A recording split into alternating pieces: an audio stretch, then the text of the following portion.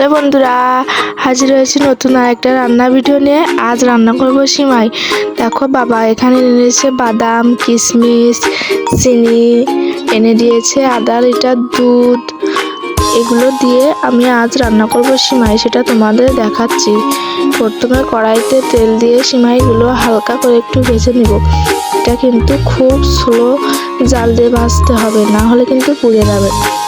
এবার দেখো দুধটা ঢেলে নিচ্ছি কড়াইতে, দুধটা ভালো করে জাল দিয়ে নেব। এবার দিয়ে দেবো স্বাদ মতো লবণ, দিয়ে দিচ্ছি বাদাম, এবার দিয়ে দেবো কিশমিশ। দেওয়া হয়ে গেলে দুধটা আর একটু ভালো করে জাল দিয়ে নেব।